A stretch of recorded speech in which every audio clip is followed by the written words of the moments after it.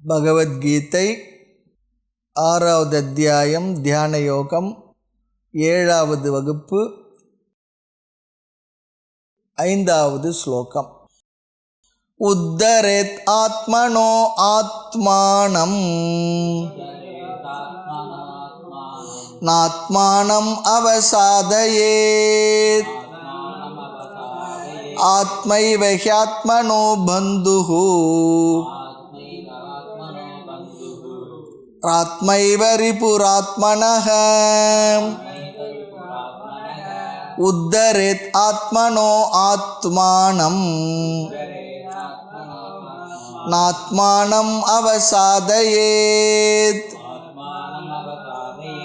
ஆத்மைவ ஹ்யாத்மனோ பந்துஹு ஆத்மைவ ரிபுராத்மனஹ. இது ஒரு ஃபேமஸ் ஸ்லோகம், இது பிரசித்தமான ஸ்லோகம். இந்த 5வது 6வது 2 ஸ்லோகங்களில் பகிரங்க சாதனமாக சுயமுயற்சியை இங்கு கூறுகின்றார். சுயமுயற்சி முதல்ல கர்மயோகத்தை சொன்னார், பிறகு சில ஆட்டிடியூட் பாவனைகளை சொன்னார். இங்கு செல்ஃப் கான்ஃபிடென்ஸ், ஃபெய்த்திங் ஓன்னஸ், தன்னிடத்தில் நம்பிக்கை வைத்தலை அறிமுகப்படுத்துகின்றார். அதனுடைய அவசியத்தை இங்கு கூறுகின்றார். அவருடைய முன்னேற்றத்திற்கு அவர்களை செல்ஃப் ரெஸ்பான்சிபிலிட்டின்னு சொல்லி சொல்கிறார். நீங்கள் தான் உங்களுக்கு பொறுப்புன்னு சொல்கிறார். உன்னை நீயே உயர்த்தி கொள்ள வேண்டும். உன் உயர்வுக்கு நீதான் பொறுப்பு, நீதான் காரணம். ஆக ஆன்மீக வாழ்க்கையில் விதவிதமான சாதனங்கள் இருக்கின்றது. அந்த சாதனங்களை நாம் செய்வதற்கு பலரும் நமக்கு உதவி புரியலாம். சாஸ்திரத்தை படிக்கணும்னு சொல்லி சொன்னால் சரியான சாஸ்திரத்தை நம்ம சொல்லி கொடுக்கறதுக்கு குரு தேவை இருக்கும். ஒரு யஜ்ஞ யாகங்களை பண்ணணும்னு சொல்லி சொன்னால் அதை செய்து வைப்பதற்கு ஆட்கள் தேவை, திரவியங்கள் தேவை, பிறருடைய உதவி தேவை. தியானம் செய்ய யார் துணை தேவை? நாம தான். சில சாதனங்களுக்கு வெளியில் உதவி தேவையாக இருக்கலாம். தியானம் செய்ய யார் துணை தேவை என்றால் யார் துணையும் தேவையில்லை.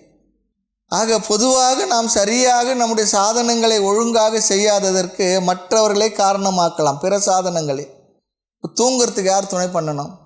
மற்றவர் இருந்தால் தடையாக கூட இருக்கலாம். ஆக வகுப்புக்கு வருவதற்கு பிற தடை செய்யலாம். ஆசிரியர் கிடைக்காமல் போகலாம். வெளி விஷயங்கள் தடையாக இருக்கலாம். ஆக இங்கே பகவான் பேசுகின்றார். ஆனால் ஒருவன் நிதித்தியாசனம் என்ற நிலைக்கு வந்த பிறகு, ஆத்ம தியானம் என்ற சாதனம் அளவிற்கு வந்த பிறகு, கர்மயோகத்தை செய்து பிறகு ஸ்ரவண மனனத்தை செய்வதற்கெல்லாம் பிறர் உதவி இருக்கலாம்.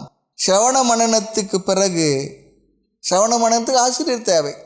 ஸ்ரவண மனனத்துக்கு பிறகு நிதித்தியாசனம் என்கின்ற சாதனத்தை செய்வதற்கு யாராலும் தடை செய்ய அல்லது சொல்ல முடியாது. அப்படி அந்த ஆத்ம தியானத்தை செய்யாததற்கு காரணம் நாமத்தான் இருக்க முடியும். வேறு யாரும் அவனுக்கு உதவக்கூட முடியாது. இதற்கு வெளி உதவி தேவையே இல்லை. ஈஸ்வரன், சாஸ்திரம், குருவும் கூட உதவ முடியாது. குரு அன்பை தரலாம், ஆறுதலை தரலாம், வழிகாட்டலாம், ஆசீர்வாதம் பண்ணலாம். ஆனால் நிதித்தியாசனம் என்ற சாதனைக்கு, இந்த நிலைக்கு வந்தவர்களுக்கு யாரும் உதவ முடியாது. அவனை தவிர அவனுக்கு உதவுவதற்கு அங்கு யாரும் இல்லை, யாரும் அதற்கு பொறுப்பும் இல்லை. ஆக உறக்கம் என்ற செயல் நடப்பதற்கு, உண்ணுதல் என்ற செயல் நடப்பதற்கு யாருக்கும் உதவ முடியாது. அவரவர்கள் முயற்சியால் தான் அவர்கள் தான் உறங்க முடியும், உண்ண முடியும். பிறர் டிஸ்டர்ப் பண்ணாமல் இருந்தால் போதும், அந்த அளவுக்கு தான் உதவ முடியும். சொன்னார் ஒருத்தர், தலையில் உள்ள பலுவை யாரும் பகிர்ந்துக்கலாம் சுமக்கிறதுக்கு, ஆனால் தலைவலியே. ஆக இந்த தியானத்திற்கு யாரும் உதவ முடியாது. அதனால தான் சொல்லுங்க, இது சகாயமற்ற சாதனம். தியானம் செய்வதற்கு யாரும் நமக்கு உதவ முடியாது. கூட்டு தியானம், கூட்டு மௌனம், கூட்டு தவம் எல்லாம் கிடையாது. கூட்டாஞ்சோறு ஒன்றா இருக்குன்றாங்க. ஆக மௌன விரதம் 4 பேர் சேர்ந்து இருக்க முடியுமான்னா, தனியாக இருந்தால் தான் மௌன விரதம். அதான் சொல்லுவாங்க, தவத்துக்கு ஒருவர், தமிழுக்கு இருவர். 2 பேர் ஏன்னா அகத்தியர், தொல்காப்பியர். வகுப்புக்கு கூட இருவர் தான். என்ன? குரு சிஷ்யர். ஜகத்துக்கு 3, பிரம்மா விஷ்ணு சிவம். சவத்துக்கு 4 தங்கமே ஜகத்தினில் வழக்கமடி சொல்லுவார். செத்து போனால் ஒருத்தர் சுமந்துட்டு போகிறது 4 பேர். அந்த 4 பேருக்கு நன்றி. ஆக பகவான் தவத்துக்கு ஞானத்துக்கு ஏகாக்கின்னு சொல்கிறார். முன்னாளில் முனிவர் தவம் ஈட்டுதல் போல் இந்நாளில் காண என கிச்சை பராபரமே. தானே தனக்கு பொறுப்புடன் இருந்து இந்த செய்ய வேண்டிய சாதனம் இந்த தியானம். ஆகவே இங்கு சுயமுயற்சி தன்னம்பிக்கையை சொல்வதன் அவசியம் என்னவென்றால், மற்ற சாதனங்கள் எல்லாம் கொஞ்ச நாள் செய்யலாம், கடினம், ஆனாலும் செய்து முடித்து விடலாம். சாஸ்திரம் படிக்கிறதுக்கு 5 வருஷம் போதும், அல்லது ஒரு 10 வருடம் ஆனாலும் கூட முழு திருப்தி வந்துடும். சரி, படித்தது பரவாயில்லை, போதும். ஆனால் தியானம் அல்லது மனதை கட்டுப்படுத்துவது, மனதுடைய அமைதி என்ற சாதனத்துக்கு வந்தால் அதிக நாள் நாம் செலவிட வேண்டும். ஓரிரு நாளில் வராது, 20 வருடங்களும் ஆகலாம், அல்லது ஜென்மா கூட போகலாம். என்ன பண்ண முடியும்? அவர்கள் மனதில் சேர்த்து வைத்த சம்ஸ்காரத்தை பொறுத்தது, விவகாரங்களை பொறுத்தது. நிறைய போட்டு அடைச்சி வச்சுருந்தா என்ன பண்ணுறது? ஆக தோல்வி மேல் தோல்வி வரும் முயற்சியில். தோல்வியை சந்திக்கலை சொல்லி சொன்னால் முயற்சியே பண்ணலைன்னு அர்த்தம். முயற்சி செய்து வெற்றி கிடைக்காத பொழுது நமக்கு நம்மீதே ஒரு தாழ்வு மனப்பான்மை வந்துவிடும். அந்த மனநிலை வரக்கூடாது என்று பகவான் நம்மை உற்சாகப்படுத்துவதற்காக உன்னால் தான், உனக்கு நீதான் தாராளமாக தன்னம்பிக்கையுடன் முயற்சி செய்து உதவி செய்து கொள்ள முடியும்.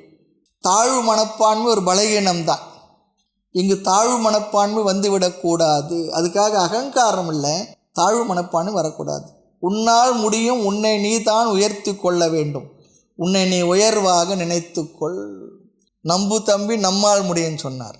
ஒருத்தர் பெரியவர் இருந்தார், உதயமூர்த்தியா, MS உதயமூர்த்தி. நல்ல ஒரு காலத்தில் எல்லாருக்கும் ஒரு உற்சாகத்தை கொடுத்தார். அது போல் ஆக இங்கே கர்வம் வந்துடும். அப்படி சொல்லி நினைக்காத. வந்தால் அதை பகவானுடைய அனுகிரகத்தினால் நாம் போக்கிக் கொள்ளலாம். பகவானே சொல்கிறார், என் மாயை அவ்வளவு சுலபமானது இல்லை, மம மாயா துரத்தியா. ஆனால் என்னுடைய அனுகிரகத்தினால் அனைத்தும் நடக்கும் சொல்லி சொல்கிறார். பகவானை வணங்கி அவனுடைய அனுகிரகத்தினால் நாம் இதில் வெற்றியை பெற வேண்டும். அதற்கு நாம் தான் பொறுப்பு. பகவானை வணங்கும் அளவிற்கு நமக்கு பணிவு இருக்கணும். பிறகு தன்னம்பிக்கையோடு உயர்வு மனப்பான்மையோடு நம்ம முயற்சி பண்ணணும். தாழ்வு மனப்பான்மையோடு தியானத்தை செய்தால் பெரிய பலன் இருக்காது. ஆக தாழ்வு மனப்பான்மை வந்துவிடக்கூடாது என்பதற்காக பகவான் இங்கே எச்சரிக்கின்றார். வேதாந்தத்தில் பணிவை வினயம் என்பதை முக்கியமாக சொல்லியிருக்கின்றது. சாதகனும் அதை உணர்ந்திருப்பான். பணிவு இல்லை என்றால் உட்கார்ந்து வேதாந்தத்தை கேட்க மாட்டார்கள். கேட்டாலும் அது அறிவாக உள்ளே செல்லாது. இவர் என்ன சொல்கிறது, இது என்ன பெருசு அப்படின்னு நினச்சிக்கிட்டு இருப்போம். ஆக இன்னொன்று இருக்குது இந்த கருத்தில், எந்த ஒழுக்கமும் பண்பும் ஒரு டிசிப்ளின் பண்ணவில்லை என்றால், ஒழுக்கத்தை ஒழுங்குபடுத்தவில்லை என்றால் அது நெகட்டிவாக நமக்கு பலனை தரும். எந்த ஒழுக்கமும் ஒழுங்குபடுத்தப்பட்டிருக்க வேண்டும். பணிவு நமக்கு தேவைதான். பணிவை நாம் புரிந்து கொள்ளாமல் போகும் பொழுது அது தாழ்வு மனப்பான்மையாக மாறிவிடும். சொல்கிறோம்ல, தொண்டர் அடிப்பொடி, உன்னால் ஒன்றும் முடியாது, அவர் ஆட்டு வைக்கிறார், நான் ஆடுகின்றேன், தாசன் தாசானு தாசானு தாசன், இதெல்லாம் சொல்கிறது ஒரு வழக்கத்தில் நம்ம பணிவை குறிப்பதற்காக இருக்கின்றது. ஆனால் தாழ்வு மனப்பான்மையாக அது மாறிவிடக்கூடாது.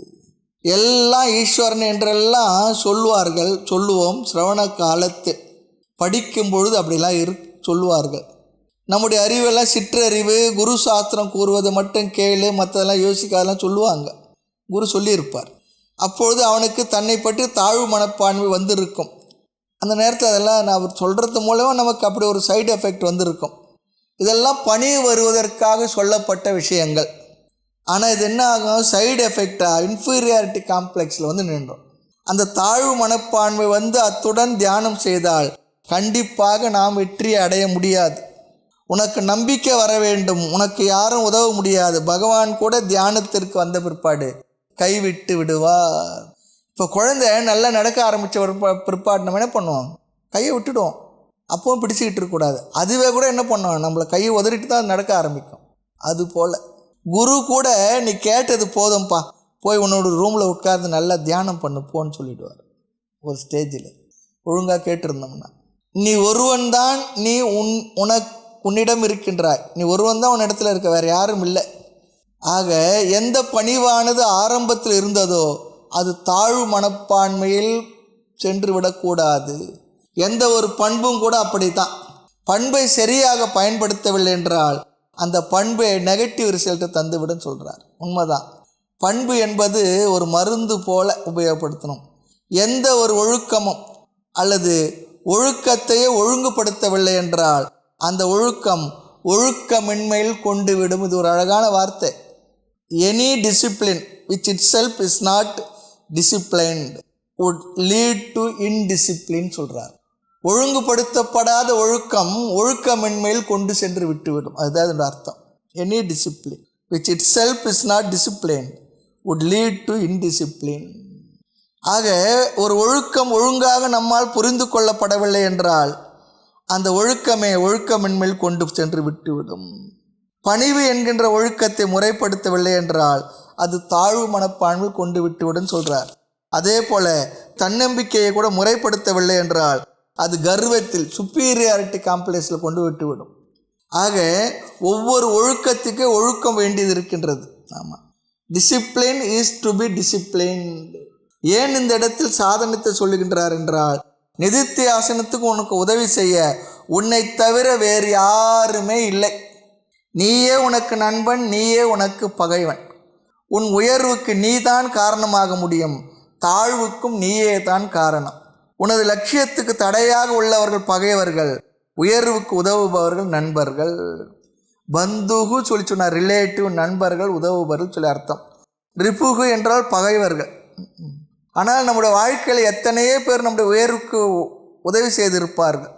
இப்பொழுது உனக்கு நீதான் உதவி, தன் கையே தனக்கு உதவி, உனக்கு நீதான் உதவி சொல்கிறார். நிதித்தியாசனத்துக்கு அவன் மட்டுமே எஞ்சியுள்ளான். உதவி செய்ய யாருமில்லை, செய்யவும் முடியாதுன்னு சொல்கிறார். நாமே நமக்கு தடையாக இருந்து கொண்டுள்ளோம். நம்மை உயர்த்த நாமே உதவி கொள்ள வேண்டும் சொல்கிறார். ஆரம்பத்தில் நம்மை உயர்த்தி கொள்ள விதவிதமான சாதனங்கள் இருக்கின்றது. ஆக இங்கு தேவையான பாவனை தன்மீது நம்மீது நாம் நம்பிக்கை வைத்தல். உன்னை நீ தாழ்த்தி கொள்ள வாய்ப்புள்ளது. ஆகவே உன்னை நீ உயர்த்தி கொள்ள வேண்டும். 3 விதமான உதவி கிருபா தேவைன்னு சொல்கிறார்.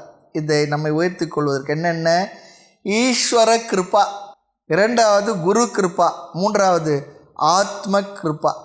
இறையருளை நாம் பெற வேண்டும், பக்திக்கு ஆளாக வேண்டும், இறைவன் வகுத்து கொடுத்தபடி வாழ்க்கையை வாழ வேண்டும், அவரது பக்தனாக இருக்க வேண்டும், கர்மயோகப்படி தார்மீக ஜீவனத்தை நடத்த வேண்டும். பகவான் சொல்கிறார், இந்த தார்மீக ஜீவனத்தை நடத்துபவன் எனக்கு பிரியமானவன். ஏனென்றால் பகவானுடைய வார்த்தை சாஸ்திரம், அவர் வகுத்து கொடுத்த நெறி. அப்படி வாழ்ந்தால் அவருக்கு பிரியமானவனாகத்தானே நம்ம இருப்போம். அடுத்து 2வது குருவருள் வேண்டும், குருவுடைய அனுகிரகம் வேண்டும், அவருடைய வாழ்த்து நமக்கு கிடைக்கணும். 3வது ஆத்ம கிருபா, நமக்கு நாமே அருள் செய்து கொள்ள வேண்டும். ஆத்ம கிருபா அப்படின்னா என்ன? நம்முடைய மனமே நமக்கு உதவிகரமாக இருக்கணும். நாம் என்ன நினைக்கிறோமோ அதை நமக்கு ஒழுங்குபட்டு வர வேண்டும். இல்லை என்றால் உள்ளுக்குள்ளே ஒரு பெரிய ஸ்ட்ரகிள் இருக்கும். எதிர்த்து அது நாம் நினைக்கிறது நடக்கவே விடாத பண்ணிக்கிட்டு இருந்தால் என்ன பிரயோஜனம்? ஆக நம்முடைய மனமே நமக்கு உதவுபவனாக மாறி இருக்க வேண்டும், பண்பட்டு இருக்க வேண்டும். அதுதான் ஆத்ம கிருபா சொல்கிறது. எவனுக்கு அவனுடைய இந்திரியங்கள் கட்டுப்படுத்தப்பட்டுள்ளதோ அவனுக்கு அவனுடைய அனுக்கிரகம் இருக்கின்றது என்று பொருள். இது உபநிஷத்தும் சொல்லும். எவனுக்கு அவனுடைய இந்திரியமும் மனமும் ஒழுங்குபடுத்தப்பட்டு இருக்குமோ அதுவே அவனுக்கு என்ன உதவி செய்யும். உன்னால் நான் உயர்வேன் உய்வேன் சொல்லுவார் தாய்மன்னர் கூட. மனசை பார், நீ எனக்கு ஒரு உறவும் ஆவாய் சொல்கிறார். நீ எனக்கு உறவாக இரு, பகைவனாக இருக்காதுன்னு தாய்மன்னர் கேட்ப. ஆக யார் அருளை கடைசியில் நாம் நாட வேண்டும் என்றால் நம்மை நாமே நாட வேண்டும். ஆக பண்பை முறையாக பயன்படுத்தினால்தான் பண்பு பண்பாக இருக்கும்.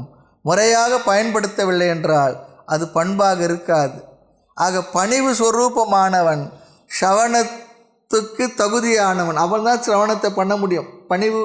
பணிவுடன் கூடியவன் தான். தத்வித்து பிரணி பார்த்தேனே சொன்னார். பணிவால் தாழ்வு மனப்பான்மை வந்துவிடும், அது தியானத்துக்கு உதவாது. ஆக தோல்வியில் துவண்டு விடாமல் இருக்க இந்த தன்னம்பிக்கை தேவை சொல்கிறார். ஸ்லோகத்தை பார்க்கலாம். உத்தரேத் ஆத்மனோ ஆத்மானம். உத்தரேத் உயர்த்தி கொள்வாயாக, மேலெழுவாயாக, மேலெடுக்க வேண்டும். எதிலிருந்து? இந்த நம்மை துன்பப்படுத்தும் சம்சார துயரங்களிலிருந்து. சம்சாரம்னா துயரம்தான். உன்னை உயர்த்தி யார் இருக்கிறார்கள்?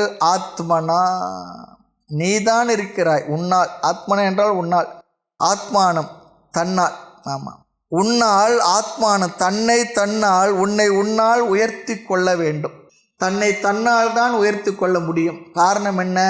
தியானம் என்ற நிலைக்கு வந்தவன் தன்னை தன்னால் தான் உயர்த்தி கொள்ள வேண்டும். இந்த இடத்துல தியானம் சொல்லும்போது நிதித்தியாசனம் அல்லது ஆத்ம தியானம் சொல்லி புரிஞ்சுக்கணும். ஆத்மனாம் தன்னை அவசாதையே தாழ்த்தி கொள்ளக்கூடாது. தன்னை தன்னால் தானே தாழ்த்தி கொள்ளக்கூடாதுன்றார். தன்னை தன்னால் தானே தாழ்த்தி கொள்ளக்கூடாது. கவனமாக கவனக்குறைவாய் நீ மீண்டும் அனாத்மாவில் ஆர்வம் விழுந்து விடாதே. சில காலங்களில் சில நேரத்தில் சமுதாயத்தில் பார்க்கலாம், ஒரு பூஜை ஒரு விரதம் அப்படி வரும். அதுக்கப்புறம் பார்த்தா அடுத்து அது வரும்பொழுது தான் ஐப்பசிலாம் பார்க்குறோம். அந்த நேரத்தில் எங்கே பார்த்தாலும் அப்படி பக்தி மயமாக இருப்பாங்க. பிறகு என்ன, அதே போல் ஒரு மாலை போட்டுக்கிட்டு பழனிக்கு பாத யாத்திரை போவாங்க. அதுக்கப்புறம் என்னென்னா அது போல் ஒரு சீசனில் பண்ணுறது இல்லை. ஆர்வம் பின்பாடு விட்டு விடக்கூடாது, மந்தமாகி விடக்கூடாது. வெளி விஷயங்களை நோக்கி சென்று உன்னை நீ இழந்து விடாதே, உன்னை நீ தாழ்த்தி கொள்ளாது. இரண்டாவது ஒரு பாருங்க, ஆத்மா ஏவகி ஆத்மனக பந்துகு. ஆத்மா என்றால் தான், ஆத்மனக தனக்கு, ஏவ தான், பந்து என்றால் நண்பன் உறவினன். தான் தான் தனக்கு நண்பன், தான் தான் தனக்கு நண்பன், நீதான் உனக்கு நீதான் நண்பன். பிறகு யார் பகைவன்? ஆத்மா ஏவ ரிபுகு ஆத்மனக. ஆத்மா என்றால் தான், இங்கு ஏவ என்றால் தான், ரிபுகு என்றால் பகைவன், ஆத்மனக தனக்கு, தான் தான் தனக்கு பகைவன், வேறு ஆள் இல்லை. நன்றும் தீதும் பிறர் தரவாரா என்று சொன்னது போல நீ தான் உனக்கு நண்பன், நீ தான் உனக்கு பகைவன். சச்சங்கத்தை இருக்கும் பொழுது நாம் தவறான வழி சென்றால் நம்மோடு இருக்கக்கூடிய நல்ல நண்பர்கள் நம்மை நெறிப்படுத்துவார்கள், திருத்த ஆள் இருக்கும். தனியாக சென்றால் ஆளே இருக்காது, தனியாக சென்றால் ஆள் இருக்காது. நீ தியான யோகத்துக்கு சென்றால் உனக்கு நீ தான் துணை, கவனமாக இருந்து கொள் சொல்கிறார். அதனால தான் சத்சங்க தொடர்பு என்ன பண்ணணும்னா விடவே கூடாது. அது நம்ம அப்படியே ஒரு அழகாக வைத்து, ஒரு ஏர் கண்டிஷனர் இருந்தால் எப்படி அது கூலிங் இருக்குமோ அதுபோல் நம்மை இந்த வாழ்க்கை நெறியில் அப்படியே வைத்து இருக்கும், மாறிடவே கூடாது. அதுதான் நம்மை காப்பாற்றுறோம். பெரிய ஞானியாக நான் ஆகிற மோட்சம் அடுத்து அடையிறோமா அதெல்லாம் வேறு.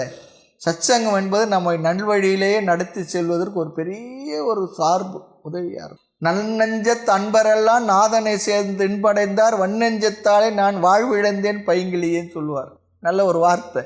ஆமாம், நன்னெஞ்சத் அன்பரெல்லாம் நாதனை சேர்ந்து இன்படைந்தார், வன்னெஞ்சத்தாலே நான் வாழ்விழந்தேன் பைங்கிலியே. ஆக தனியாக சென்றால் ஆள் இருக்காது. நீ தியான யோகத்துக்கு சென்றால் உனக்கு நீயே துணை, கவனமாக இருந்து கொள், சற்றும் அசையாது இருந்து கொள் சொல்கிறது போல் கவனமாக இருந்து கொள். சாவதான் ஞான ரத்னாபஹாராய தஸ்மாத் ஜாகிரதா ஜாகிரதா சொல்கிறார். ஞானம் என்ற அந்த ரத்தனத்தினால் ஆன அந்த ஹாரம் இருக்கே, அதை எல்லாம் எடுத்து கொண்டு சென்று விடுவார். ஆக ஜாகிரதை, நீ உன்னை நீயே, உன்னில் நீ இருந்து கொண்டு உனக்கு நீயே நீ என்ன பண்ண உதவி செய்து இந்த தத்துவ ஞான விஷயத்தை, ஆத்ம தியானத்தை செய்து உன்னை நீ உயர்த்திக்கொள், நிஷ்டை அடைந்து விடுன்னு சொல்கிறார். சாவதான் ஜாகிரதா, உதவியை நாடினால் அதுவே அவனுக்கு பகை. ஆமாம், சில பேர் சொல்லுவாங்க, நீங்கள் சும்மா தானே இருக்கீங்க, தனியாக தானே இருக்கீங்க, என்ன பண்ணுறீங்க, நானும் வரனே அப்படி சொல்லுவாங்க. ஏதோ ஒரு அரை மணி நேரம் ஒரு மணி நேரம் சத்து விஷயத்தை பேசுகிறது தந்தால் பரவாயில்ல. தனியாக இருக்கும்போது நீங்கள் என்ன தான் பண்ணிக்கிட்டு இருக்கீங்க, நான் உங்கள் கூட இருக்கிறேன்னு என்ன, அதுவே தான் அவங்களுக்கு பகை. அப்புறம் என்ன ஆகும், கொஞ்சம் கொஞ்சமாக வேறு விஷயத்தில் போகும், இவர் தேவையில்லாதது பேசுவோம். அப்புறம் அவர் வரலன்னா இவரால் ஏன் வரலன்னு, இது போல் நிறைய விஷயம் அப்படியும் இருக்குது. அதுலேயும் ஜாக்கிரதையாக இருக்கணும். அப்புறம் என்ன ஆகிடும், சத்சங்கத்துக்காக சேர்ந்தவங்க பிற்பாடு துர்ச்சங்கமாக மாறிட்டோம். அப்படியும் ஆகுது, நிறைய இடத்துல பார்க்குறோம். ஏனென்றால் கொஞ்ச நாளைக்கு நம்மளோட சுபாவங்கள்லாம் அப்படியே கட்டி வச்சுட்டு அப்படியே நல்லபடியாக போயிட்டு வரும். நாள் ஆக ஆக ஆக என்ன ஆகுன்னு நம்ம உள்ளே இருக்கிறத வெளிப்படும், அவர் உள்ளே இருக்கிறத வெளிப்படும். அவர் ரெண்டு பேருக்கு என்ன ஜகடம் தான், ஒரு மாதிரி ஆகி போயிடும். அதுலேயும் ஜாகிரதையாக இருந்துக்கணும். ஆக இங்கு தனிமை தியான நிஷ்டைக்கு தேவை. தனி இருந்திடின் அங்கனே சொல்லுவார். அப்படி இருந்தால் தான் நின் நண்பர் சுகம் வாய்க்கும் உறவியான்னு சொல்லி கேட்குறார் தாய்மன்றம். தனியே இருப்பதற்கு எண்ணினேன் சுவாமினி அறியாததோடு. ஏன் இங்கு தனிமை தேவை என்றால் நிஷ்டைக்கு. யக்ஞவல்லிக்கு அதுதானே சொல்லிட்டு போகிறார். நான் தனியாக எல்லாருக்கும் இருக்கிறதெல்லாம் கொடுத்துட்டு 2 மனைவி எடுத்து நமஸ்காரம் சொல்லிவிட்டு நான் போயிட்டு வரேன்னு சொன்னார்.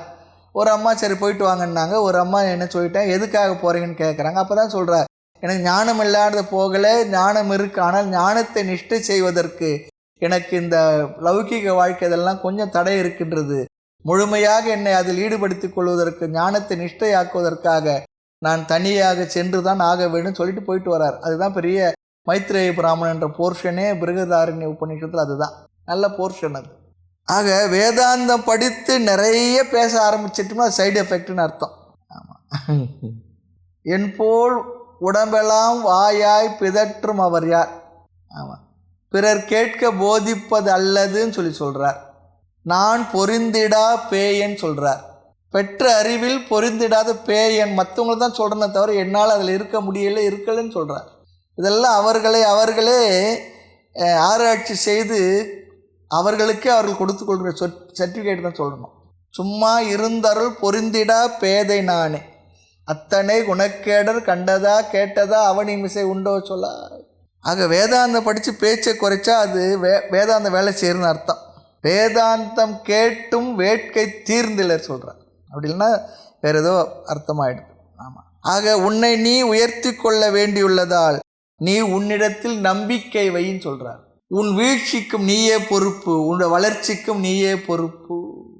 அதனால தான் சொல்லுவாங்க, ஒரு மாணவனாக இருந்து ஒரு முக்கியமான நேரத்தில் படிப்புக்கு முடிவு செய்யும்பொழுது அவனே முடிவு செய்கின்ற அளவிற்கு நம்ம டேட்டாஸ் கொடுக்கணும், அல்லது அவனே முடிவு பண்ண வைக்கணும். அப்படிலாம் என்ன ஆவான்னா, நாளைக்கு ஏதாவது ப்ராப்ளம் வந்து சிரமம் வந்துச்சுன்னா, நீங்கள் சொன்னீங்கன்னு தான் எடுத்தேன், இல்லை நான் நினச்சதை எடுத்தேன், நான் இப்படி வந்திருப்பேன் அப்படி வந்திருப்பேன், அவனுக்கு ஒரு காரணம் கிடச்சிடும். அவனே எடுத்து படித்தான்னு வச்சுங்களேன், நாம் தான் பொறுப்பு, நாம் பாஸ் பண்ணி ஆகணும் அப்படின்னும்போது அவனுக்கு முயற்சி இன்னும் கொஞ்சம் அதிகமாக இருக்கும். நம்ம குறை சொல்ல மாட்டான். மற்றவங்க சொல்லி அவர்களை செய்ய வச்சுன்னு சொன்னால் கடைசியில் என்ன ஆகிடும், நம்ம மேலே ப்ளேம் பண்ணுவான். அது கடைசி வரைக்கும், வாழ்க்கையுடைய கடைசி வரைக்கும் அவர் சொன்னார் எடுத்தேன், தாத்தா சொன்னார் எடுத்தேன், அப்பா சொன்னார் எடுத்தேன், அதனால் இப்படி ஆகிட்டேன், நான் வேறு எடுத்துன்னு நான் இப்படி போயிருப்பேன் அப்படி போயிருப்பேன் அப்படிலாம் சொல்ல ஆரம்பிப்பாங்க. அது உண்மை. வாழ்க்கையில் அப்படி தான் இருந்து கொண்டு இருக்கின்றது. அவனே அவனுக்கு பொறுப்புன்னா அவன் என்ன பண்ணுவான், இப்போ நம்ம ப்ளேம் பண்ண மாட்டான், வந்துடுவான், எப்படியே மேலே வந்துடுவான். ஏனென்றால் அவனே தேர்ந்தெடுத்தது. அடுத்து 6வது ஸ்லோகம். பந்துராத்மாத்மனஸ்தஸ்ய ஏனாத்மைவாத்மநாஜிதஹ அநாத்மனஸ்து சத்ருத்வே வர்தேதாத்மைவ சத்ருவத். பந்துராத்மாத்மனஸ்தஸ்ய ஏனாத்மைவாத்மநாஜிதஹ அநாத்மனஸ்து சத்ருத்வே வர்தேதாத்மைவ சத்ருவத். எப்படிப்பட்ட நீ நண்பன், எப்படிப்பட்ட நீ பகைவன் என்கின்றார். இது தெரிந்தால்தான் நாம் அப்படிப்பட்டவனாக மாற முடியும், சிலவற்றை தவிர்க்கவும் முடியும். ஆக இங்கே எப்படிப்பட்டவன் நண்பன், பதில் என்ன, இந்திரிய ஜெயத்தை உடைய நீயே உனக்கு நண்பன். இந்திரியத்தை வென்ற நீயே உனக்கு நண்பன். இந்திரியங்களை வெல்லாத நீ உனக்கு பகைவன். அதனால தான் சொன்னார் ஒருத்தர், நம்முடைய இந்திரிய ஜெயம் எவ்வளோ இருக்குன்றது எப்போ தெரியும்னா, சாப்பிட்றதுக்கு உட்கார்ந்த பொழுது என்ன சாப்பிட்ணும் எவ்வளோ சாப்பிட்ணுன்றது நாம் முடிவு பண்ணணும். ஆனால் நாம் முடிவு பண்ணுறது இல்லை, நம்ம இலையில் இல்லை தட்டில் வந்து அமைகின்ற உணவை பொறுத்து தான் நாம் முடிவு பண்ணுறோம். வெளியுள்ள பொருள் முடிவு பண்ணிக்கின்றதா நாம் முடிவு பண்ணுறோமான்னு சொன்னால், நமக்கு பிடிக்காத பதார்த்தங்கள் தான் முடிவு செய்கின்றது. எனக்கு ஆரோக்கியமான உணவு யார் சாப்பிடணும், மற்றவங்க சாப்பிட முடியுமா? மற்றவங்க கொடுக்கலாம், ஆனால் நாம் தானே சாப்பிட்றோம். ஆக தனக்கு தீமையை தருவதை யார் ஒருவன் தானே பயன்படுத்துவானோ அவன் அவனுக்கு பகைவன் ஆகின்றான். தன்னை அழிக்க அவன் தானே காரணமாகின்றான். தன்னை அறியாமல் தானே கெடுகின்றான். தன்னை அறியும் அறிவை அறிந்த பின் தன்னில் தான் இருந்தானே சொல்றது போல தன்னை அறியாமல் தானே கெடுகின்றான். இந்திரிய மனதை கட்டுக்குள் வைக்காதவன், இந்திரிய மனதை வெல்லாதவன் தன்னையே தான் அழித்து கொள்கின்றான், தனக்குத்தானே பகைவன் ஆகின்றான். எவனால் தன்னுடைய இந்திரியங்கள் தன்னால் வெல்லப்பட்டதோ ஜெயிக்கப்பட்டதோ அவனே அவனுக்கு நண்பன். கட்டோபநிஷத்தில் ஒரு ரத்த கல்பனை வரும். ஆத்மானம் ரத்தினம் வித்தி ஷரீரம் ரதமேவது புத்திம் சாரதிம் வித்தி சாரதிம் வித்தி. 5 இந்திரியங்கள் குதிரைகள், அறிவு சாரதி, ரதம் என்ன? சாரதியினுடைய கட்டுக்குள் இருந்தால் வாகன பயணம் வெற்றிகரமாக இனிமையாக சுகமாக அமையும். வெற்றி தோல்வியை நிர்ணயிப்பது எது? சாரதி என்கின்ற அறிவுத்தான். ஆத்மானம் ரத்தினம் வித்தி ஷரீரம் ரதமேவது புத்திம் ச சாரதிம் வித்தி. புத்தி தான் இங்கே சாரதி. ஆக சாரதி சரியாக இருந்தாலும் குதிரைகள் இந்திரியங்கள் கட்டுக்குள் இருக்க வேண்டும்.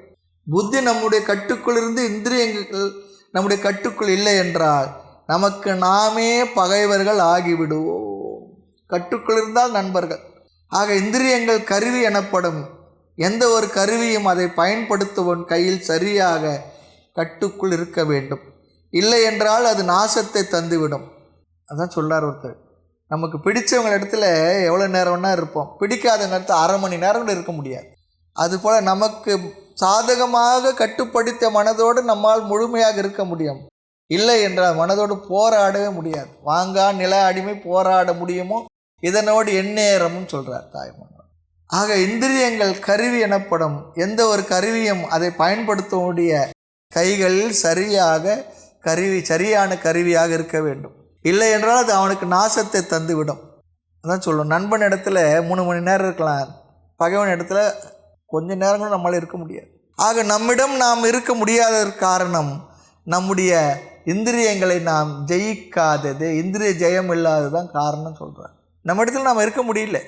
அதனால தான் எங்கேயோ போகணும், எங்கேயோ வரணும், யாரோ வேணும், யார்கிட்டயோ பேசணும், யாரோ சொல்லணும், என்னவோ பண்ணணும்னு தோன்றுறது.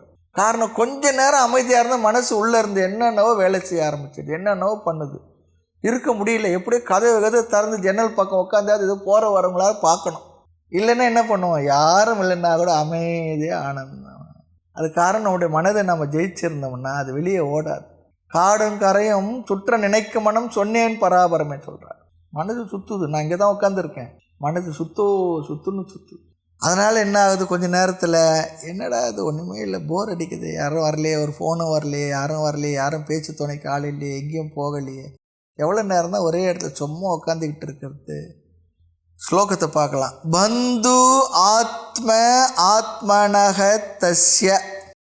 பந்து சொல்லிச்சுன்னா நண்பன், உறவினன், உதவுபவன். ஆத்மா, இங்கே ஆத்மான்ற உடலும் மனதும். ஒருவனுடைய உடலும் மனமும் அவனுக்கு நண்பன். ஆத்மனக, ஆத்மாவுக்கு என்று பொருள்.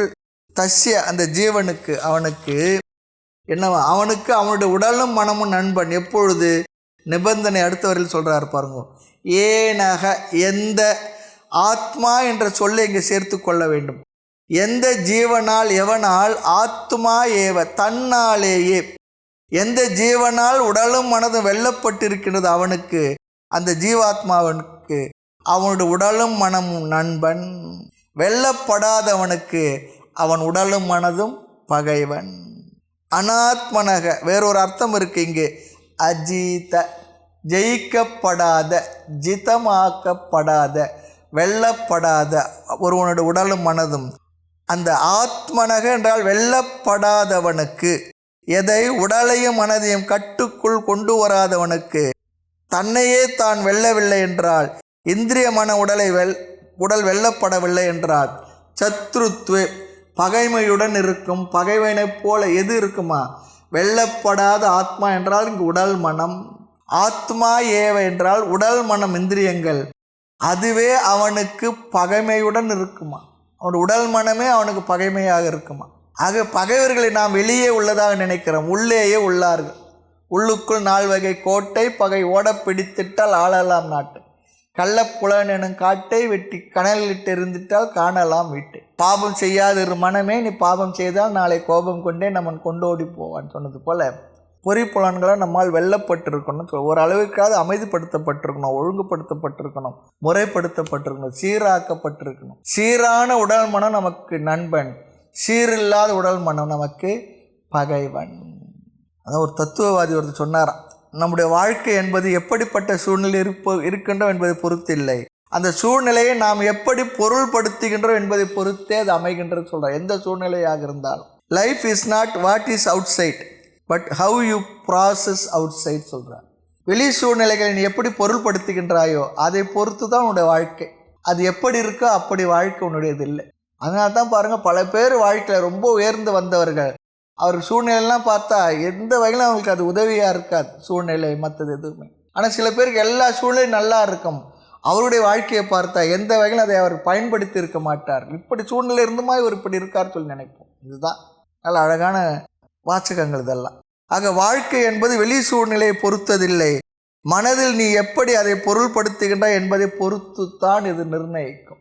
சொல்லுவாங்க, ஒரு புதுசாக வந்த சிஷ்யர்கள், அவரில் ஒருத்தர் என்ன பண்ணார, வந்த உடனே சுவாமி சொன்னார, கொஞ்சம் பொறுத்து இருப்பா, அப்புறம் ஒரு வாரம் பொறுத்து உனக்கு வகுப்பு எடுக்கலாம். சரி, ஒரு வாரம் பொறுத்தான வகுப்புன்னு சொல்லிட்டு என்ன பண்ணாராம் அவர், சரி பக்கத்தில் என்ன இருக்குன்னு சொல்லிட்டு ஆசிரமத்தில் சைக்கிளையோ வண்டியை எடுத்துக்கிட்டு வெளியே சுற்ற ஆரம்பிச்சிட்டார், அல்லது நடந்து போய் வர ஆரம்பிச்சு வெளியே சுற்றிக்கிட்ட. ஒரு நாள் ஆசிரமத்துக்குள்ளே இருந்ததே இல்லை, அந்த கோயிலுக்கு வந்தது. ஒருத்தர் என்ன பண்ணாரா, சரி இந்த கோயிலில் உட்காந்துட்டு எது ஜபம் இதெல்லாம் பண்ணிக்கிட்டு இருந்தார். ஒருத்தர் என்ன பண்ணார், லைப்ரரி விட்டு போகலையா, சாப்பிட்ற நேரம் சாப்பாடு மீது லைப்ரரிக்குள்ளே அது இது ஆசிரமத்துக்கு என்ன தேவையோ அதை செய்து. அவர் அந்த லைப்ரரியில் இருந்த ஆளை கூப்பிட்டு வச்சு சுவாமி பாடம் நடத்தினாரா. கோயிலில் இருந்த ஆளுக்கு கொஞ்சம் நேரம் இன்னும் கொஞ்சம் ஜபம் தியானம் பண்ணுப்பா, கோயிலில் கொஞ்சம் வேலையெல்லாம் இருந்தாலும் பாரு. வெளியே சுற்றி இருந்தவருக்கு கொஞ்சம் பர்ச்சேசிங்களை கொடுத்துட்டாங்க, சரி வெளியே போய் சுற்றிட்டு வாங்க. ஆசிரமத்து நம்மளால் என்ன முடியாது அது செய்யணுன்றது வேறு. ஆனால் அப்படி இருந்தால் நம்முடைய மனதை அது காட்டுது, மனதை காட்டுது. அதுக்காக அப்படி வேலை செய்யறங்க, அது தப்பாக நினச்சிக்க வேண்டாம். இருந்தாலும் சும்மா கொஞ்சம் தேவைக்காக போயிட்டு வரன்றது வேறு. எக்ஸ்ட்ரோவேட்டடாக இருந்தோம்னா நம்ம மைண்டு இந்த விஷயங்களை பொருத்திக்காது. சரி, உள்ளேக்குள்ளேயே இருந்துக்கிட்டு வகுப்புக்கு வராத ஆளாக இருந்தால் என்ன பண்ண முடியும்? உள்ளுக்குள்ளேயே தான் இருக்கிறோம், எங்கேயும் வெளியே போகல, ஆனால் வகுப்புக்கே வர முடியறதில்ல, வர்றதில்லை, ஆர்வம் இருக்கிறதில்லன்னா அதுவும் கஷ்டம்தான். அதனால் இது எதை வச்சு மட்டும் சொல்ல முடியறதில்லை, ஒரே விஷயத்தை மட்டும் அளவுகோல் வைக்க முடியறதில்லை. அவரவர்கள் பக்குவத்தை வளர்த்து கொள்வதற்காக அவரவர்கள் வாழ்ந்த வாழ்க்கை, அதை பயன்படுத்தி கொள்ளும் முறை, அவரவர்கள் செய்கின்ற சாதனங்கள், ஜபம், பாராயணம் முதல் அனுஷ்டானங்கள், அவரவருடைய முமுட்சுத்துவம், முயற்சி, விழிப்புணர்ச்சி, இதை பொறுத்து தான் எல்லாமே அமையும். 10 வருஷம் 15 வருஷம் ஒரு ஆசிரமத்துக்குள்ளே இருக்குன்னு சொன்னால் அங்கே நடக்கிற பாடங்களில் முறையாக எல்லாத்தையும் படித்து முடித்த ஒரு திருப்தி நமக்கு வரணும் இல்லையா? வகுப்புகளில் கலந்து கொண்டு 10-20 வருஷம் இருந்தால் ஒன்றுமே நான் கலந்துக்கல, ஏதோ இருந்தேன்னு சொன்னால் அதனால் பிரயோஜனம் ஆசிரமத்துக்கு நஷ்டம் இல்லை, இருந்தவர்களுக்கு தான். அது அடிக்கடி நான் சொல்லிக்கிட்டே இருக்கும். பல பேர் காலம் போயிடும், சூழ்நிலை போயிடும், எல்லாம் மாறிடும், நம்ம வயதும் போயிருக்கும், ஆரோக்கியமும் கொஞ்சமே குறைஞ்சிருக்கும், நான் அப்படியே மாறாத ஆளாக இருந்துக்கிட்டு இருக்கோம். ஆக வாழ்க்கை என்பது வெளி சூழ்நிலையை பொறுத்ததில்லை, மனதில் நீ எப்படி அதை பொருள்படுத்துகின்ற என்பதை பொறுத்து நிர்ணயிக்கும். நாம் வெளி சூழ்நிலையை தான் நிர்ணயிக்கும் நினைக்கின்றோம், அப்படிலாம் இல்லை. ஆக பிறர் நாம் துக்கப்படுமாறு உள்ள சொற்களை பயன்படுத்தலாம். அந்த சொற்களை பயன்படுத்த அவர்கள் வாய் அவர்கள் பேசுகின்றார், அவர்கள் சொல்ல அவர்களுக்கு உரிமை இருக்கின்றது. அந்த சொற்களை எப்படி பொருள்படுத்த வேண்டும் என்பது நம் கையில் இருக்கின்றது. அந்த சொற்களை எப்படி பொருள்படுத்த வேண்டும் என்பது அந்த சுதந்திரம் நமக்கு இருக்குது. ஆக சில பேர் நம்மை பற்றி பேசுகிறாங்க, அவர் பேசுகிற ஒரு பைத்தியக்காரர் சொல்லி வச்சுக்கோமே, அவர் சொல்கிற சொற்களை எடுத்து வைத்துக்கொண்டு நான் மனசில் அவஸ்தைப்பட்டு இருப்போமா, சிந்தித்து இருப்போமா, அதுக்குன்னு அர்த்தம் பண்ணுவோமா? சரி, அவர் ஏதோ பைத்தியக்காரர் இதை சொல்லிட்டு போகிறார், அப்படி தான் விட்டுருவோம். ஆகவே ஒரு சொல் இருக்குன்னா அந்த சொற்களுக்கு நம்மை துயரப்படுத்தும் சக்தியை கொடுக்கறது நாம தான். சொற்களுக்கு துயரப்படுத்தும் சக்தியை கொடுக்கறது நாம தான். நாம் அதை இக்னோர் பண்ணிட்டு போயிட்டே இருந்தோம்னா முடிஞ்சு போயிடுச்சு.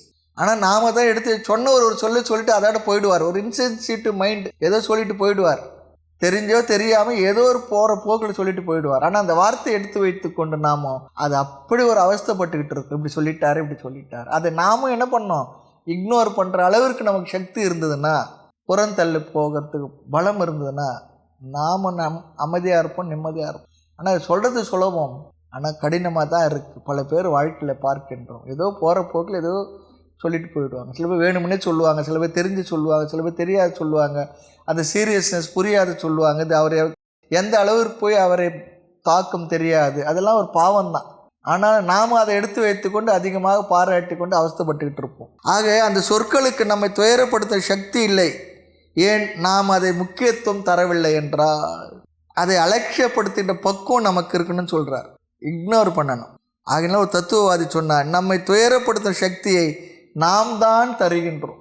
அப்படி கொடுத்து அந்த சொல்லுக்கு ஒரு சக்தியை உருவாக்கி நாம் துயரமும் பட்டு கொண்டிருக்கின்றோம். ஆக நம்முடைய துயர காரணம் நாம் தான். ஆக நம்முடைய மனம் எப்படிப்பட்டது என்பதுதான் நம்முடைய சுகதுக்க காரணம். தவிர வெளி சூழ்நிலையில் மனிதர்கள் இவர்கள் எல்லாம் சொல்லுவோம். ஆனால் பகவான் சொல்கிறார், உன் உள் சூழ்நிலையை, உன் உள் மனதை, உன் மனதை சரி செய்து கொள். உன்னுடைய வாழ்க்கை உனக்குள் இருக்கின்ற மனதை பொறுத்தது தான் என்று சொல்லிவிடுகின்றார். உன் மனசை நீ நல்லா ஏர் கண்டிஷன் பண்ணிக்கோ, அப்போ குழு குழு குழுன்னு இருப்பேன்றார். ஆக வெளி விஷயத்தை சூழ்நிலையை நான் துயரப்படுத்தாத வண்ணம் பொருள்படுத்தினால் எனக்கு நான் நண்பன், துயரப்படுத்துவது போல பொருள்படுத்தினால் எனக்கு நான் பகைவன். நல்ல ஸ்லோகம். கட்டுப்படுத்தப்பட்ட மனம் உனக்கு நண்பன், கட்டுப்படுத்தாத மனம்தான் உனக்கு பகைவன். உலகம் எப்பொழுதும் மாறாது. உலகை பொருள்படுத்தும் மனதில் தான் மாற்றம் வர வேண்டும், பக்குவம் வர வேண்டும். அப்படி பக்குவம் வந்த மனது உனக்கு பந்துகு நண்பன், பக்குவம் அடையாத மனமே பகைவன் சொல்லிட்டு. அடுத்து 7வது ஸ்லோகம். ஜிதாத்மன பிரசாந்தஸ்ய பரமாத்மா சமாஹிதஹ சீதோஷ்ண சுக துக்கேஷு ததா மானாபமானயோः. ஜிதாத்மன பிரசாந்தஸ்ய பரமாத்மா சமாஹிதஹ சீதோஷ்ண சுக துக்கேஷு ததா மானாபமானயோः. இந்த அத்தியாயத்தில் 4 கருத்துக்கள் பொதுவாக இந்த அத்தியாயத்தை மாறி மாறி வரும் என்று நாம் முகவுரையில் பார்த்தோம். அதில் முதல் சாதனமாக பகிரங்க சாதனம், 2வது அந்தரங்க சாதனம் சொல்லி பார்த்தோம், 3வது தியான சொரூபம், 4வது தியான பலன். பகிரங்க சாதனம் என்பது வாழ்நாள் முழுவதும் நாம் வாழ வேண்டிய வாழ்க்கை முறை நியமங்கள். அந்தரங்க சாதனம் என்பது அந்த தியான நேரத்தில் நாம் என்னென்ன ஏற்பாடுகளை செய்து கொள்ள வேண்டுமோ அது அந்தரங்க சாதனம். பிற்பாடு தியான சொரூபம், தியானம் என்றால் என்ன, எப்படி செய்வது, தியானத்துடைய தன்மை என்ன, பிறகு இந்த தியானத்துடைய பலன் என்ன. இந்த 4 தலைப்பில் தான் மாறி மாறி மாறி இந்த அத்தியாயம் முழுக்க நமக்கு கருத்துக்கள் வரும். எந்தெந்த ஸ்லோகம் என்று கூட நம்ம பார்த்தோம். ஆக இப்பொழுது 7, 8, 9 தியான பலனை சொல்லுவார். இங்கு மீண்டும் பகிரங்க சாதனத்தை பகவான் இங்கு தொடர்கின்றார். ஏன் பலனை சொல்லுகின்றார் என்றால், தியானத்தினுடைய கஷ்டத்தை பார்த்து நாம் விட்டுவிடக்கூடாது. பலனை பார்த்தால் அதை விட்டு விடாமல் தொடருவோம். அதுக்காக நடுவில் சொல்லி கொடுக்குறார். இந்த குழந்தைங்களுக்கு நடுவில் சாக்லேட்டு கொடுத்து அதுக்கு உற்சாகப்படுத்துறது போல பலனை சொல்லி கொடுக்குறார். நிதித்தியாசனம் என்ற ஆத்ம தியான பலன் என்ன, ஞானத்தை அடைந்த பிற்பாடு ஞான நிஷ்டைக்கான தியான பலன் என்ன, ஞானம் நமக்குள் என்ன ஆகும், நிலை பெறும், அவ்வளவுதான். தியான பலன் என்னவென்றால் நிதித்தியாசன பலன், அந்த ஞானம் நம்முடைய மனதில் நிலை பெற்று இருக்கும். நிலை பெற்ற மாதவர் சித்தத்திலே சொல்கிறார் தாய்மனவர். சங்கற்ப சித்தர் சொல்லி சொல்கிறார். ஸ்தித பிரஜனாக்கும் நம் அந்த ஞானமானது நம்முடைய மனதில் நிலை பெறும். சரி, ஞான நிஷ்டை ஆகட்டும், அதனால் என்ன பலன்? அடுத்த கேள்வி. உலகத்தில் பல பிரச்சனைகள் எனக்கு இருக்குது, ஞான நிஷ்டையுடைய பலனால் எனக்கு என்ன நன்மை கிடைக்கும், ஞான நிஷ்டை வந்தால் உன் மனம் எப்படி இருக்கும் என்று பகவான் இங்கு அழகாக சொல்லுகின்றார். ஞானம் நிஷ்டையானால் அதன் பலன் என்ன, சுபாவமாக உன்னை அமையும். ஞான நிஷ்டையானால் போதும், அந்த ஞானி மனம் எப்படி இருக்கும், அவர் எப்படி நடந்து கொள்வார் என்பதையெல்லாம் இங்கு சொல்லப் போகின்றார். ஞான நிஷ்டையுடைய பலனை மட்டும் சொல்லவில்லை, ஞானியுடைய லட்சணத்தை இதில் சொல்லிவிடுகின்றார். இந்த லட்சணமானது ஞான நிஷ்டை பலனிலே விடுகின்றது, இந்த லட்சணமும் கூட. ஆக தியானத்தில் அமர்ந்தால் நமக்கு என்ன, நம்முடைய மனம் உறங்கி விடுகின்றது, அல்லது மனம் என்ன பண்ண ஊர் சுற்ற ஆரம்பிச்சிடும், சஞ்சலப்படும். ஒன்று சஞ்சலப்படும், ஒன்று இல்லைன்னா லயம் ஆகிடும். ரெண்டுத்தில் ஏதோ ஒன்று நடக்கும் தியானத்தில். பின்னர் தியானமே என்ன ஆகிடும், கொஞ்ச நாளில் அலர்ஜி ஆகிடும். அப்பொழுது சோர்வை அடையாமல் இருக்க, நம்மை உற்சாகப்படுத்த இந்த பலனை பகவான் சொல்லுகின்றார். முதல் 2 சொல் ஞானியுடைய லட்சணம். ஸ்லோகத்தை பார்க்கலாம். ஜிதாத்மனக, தன்னை வென்றவன். ஆத்மா சொல்லிச்சுன்னா உடல் மன இந்திரியங்களை வென்றவன். எவனால் இந்திரிய மனது வெல்லப்பட்டதோ, பிரசாந்தஸ்ய, முழுமையான மன அமைதி அடைந்தவனுக்கு, அவனுக்குள் போராட்டம் நின்று விட்டது அப்படி சொல்லி அர்த்தம். இதனோடு எந்நேரமும் வாங்கா நிலா அடிமை போராட முடியுமோன்னு சொல்கிறார் பாருங்க. கூடுதலுடன் பிரிதலற்று என்பது இடத்துல தேடுதலும் அற்ற இடம் சொல்கிறார். தேடி தேடி இந்த மனசு அலைஞ்சு சஞ்சலப்பட்டுக்கிட்டே இருக்கும். ஆக இப்படிப்பட்ட ஞானிக்கு ஞான பலன் என்னவா, பிரசாந்தி. பரமாத்மா சமாஹிதக, பரமாத்மா பரம்பொருள் அந்த பிரம்ம தத்துவம், சமாஹிதக தெளிவாக ஆத்மாவாக தெளிவாகின்றது, எவிடென்ட், அறியப்படுகின்றது.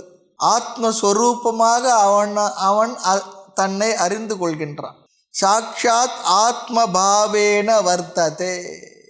பரமாத்மா தெளிவாக, எவிடென்ட், பரமாத்மா அல்லது பிரம்மஸ்வரூபமாக, அதுவே தன் சொரூபமாக, தானே பிரம்மஸ்வரூபமாக தன் சொரூபமாக பரமாத்மாவாக தானாகவே அவனுக்கு அது விளங்குகின்றது. பரமாத்மா என்பது தானாக தானே அப்படி இல்லை, நானாகவே எனக்கு தெளிவாகின்றது, புலப்படுகின்றது, விளங்குகின்றது. தன் பூர்ண சொரூபமாக இதுகார மறைக்கப்பட்ட அவனுடைய சொரூபம் அவனுக்கு விளங்கும் சொல்றார். வெளிப்படும் சொல்லலை, விளங்கும் சொல்றார். தன்னை வேறு எதுவாக நினைத்திருந்தவனுக்கு தான் பிரம்மம் என்று அவனுக்கு தெளிவாகும், தெளிவடையும். பரமாத்மா இவனுக்கு தெளிவாகின்றது. துயரற்ற ஆத்மஸ்வரூபம் இவனுக்கு விளங்குகின்றது சொல்றார். எந்த தடையுமின்றி இதுவரை தன்னை சம்சாரி ஜீவன் என்று நினைத்திருந்தவன் தன்னை பரமாத்மா என்று தெளிவாக புரிந்து கொள்கின்றான். இது ஒரு பலன், ரொம்ப அழகான கருத்து இதெல்லாம். இரண்டாவது பலன், பிராரப்த வசத்தால் உடல் மனம் புத்தி இவைகளை, இந்த இருமைகளை, சீத உஷ்ணம் சுகதுக்கம் மான அவமானங்களை இந்த உடல் சந்திக்கும் பிராரப்தம் அந்த சூழ்நிலையை கொண்டு வந்து நிறுத்தும். ஆனால் இந்த இருமைகளினால் பாதிக்கப்படாத மனநிலையை அவன் அடைந்திருப்பான். அது ரொம்ப முக்கியம். இரண்டாவது பலன், உடலுக்கு சீத உஷ்ணம் அது இடத்தினுடைய காரணத்தினால் வரும். இங்கே இருக்கும், நமக்கு வெயிலாக இருக்குது, இமயமலை பகுதிக்கு போனால் இதே நேரத்தில் குளிராக நடுங்கும். அப்படி இடத்தினால் ஏற்படுகின்ற சீத உஷ்ணத்தை, இடத்தினால் ஏற்படுகின்ற இருமைகளால் பாதிக்கப்படுவதில்லை. அவர் சுகதுக்கம் என்பது மனதிற்கு வருவது, அது சூழ்நிலைகளினால் வருவது, அதிலும் பாதிக்கப்படாத மனநிலை பெற்றிருப்பான். மான அவமானம் என்பது புத்திக்கு வரும். இவைகளை சந்திக்கும் பொழுது என்ன பண்ணுவான்? அவன் பாதிக்கப்படாத மனதை பெற்றிருப்பான். சொல்லால் வருகின்ற மான அவமானங்களை அவன் பாதிக்கப்படாமல் இருப்பான். ஆக புத்தி இல்லாதவனுக்கு மான அவமானம் புகழ்கள்லாம் இல்லை. ஆமாம், புத்தி உள்ளவனுக்கு, நன்கு செயல்படுபவனுக்கு இதெல்லாம் இருக்கத்தான் இருக்கும். ஆனால் ஞானிக்கும் கூட புத்தியே இல்லாதவனுக்கு இருப்பது போன்ற மான அவமானமற்ற நிலை இருக்குன்றார். புத்தி இருக்கு, ஆனாலும் இந்த மான அவமானங்களும் பாதிக்கப்படாத மனநிலை இருப்பார். நம்ம சொல்லுவாங்க சில பேர், உங்களுக்கு சூடு சொரணே இல்லையான்னு. அது சூடு சொரணை இல்லாத இருக்கிறதுக்காக நம்ம இந்த ஞானத்தை பெறுகிறோம் சொன்னாங்க. அப்போ இந்த ஞானமே வேண்டாம் சாமி, அப்படிலாம் இல்லை. மனதில் அது பாதிக்காத மனநிலை, புறம் தள்ளிவிட்டு போயிட்டே இருக்கிறது. எதுக்கு தான் நம்ம முக்கியத்துவம் கொடுத்து எல்லாத்துக்கும் நம்ம ஆக்ட் பண்ணிகிட்டு இருக்க முடியாது. அப்படி பண்ணோம்னா என்ன, அவ்வளோதான், நம்மளுடைய வாழ்க்கையே முடிஞ்சிச்சுனா.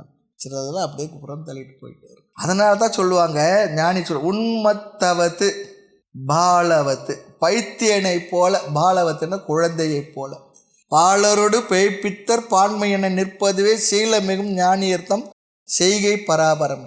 பாலரோடு பேய் பித்தர், பித்தனை போல இருப்பான், சித்தம் போக்கு சிவம் போக்கு சொன்னான். பைத்தியக்காரன் இல்லை, பைத்தியக்காரனை போல, குழந்தையை போல, பாலரோடு பேய்ப்பித்தர் பான்மை என நிற்பதுவே சீலமிகும் ஞானியர்த்தம் செய்கை பராபரம். ரொம்ப அழகான வார்த்தைகள் அதெல்லாம். சேய்போல் இருப்போர்கான் உண்மை ஞானம் தெளிந்தோர். ஆக ஆத்ம தத்துவத்தை உணர்ந்ததனால் அவர்கள் பைத்தியக்காரனை போல, குழந்தையை போல இருக்கின்றார்கள். புத்தி இல்லாதவனை அவமானப்படுத்தினால் அவனுக்கு தெரியாது, தன்னை அவமானப்படுத்துகிறார் என்பது கூட தெரியாமல் அவர் சந்தோஷமாக இருப்பார். ஆனால் ஞானிக்கு தெரிகின்றது, தன்னை அவமானப்படுத்துகின்றார்கள் என்று அவருக்கு புரிகின்றது.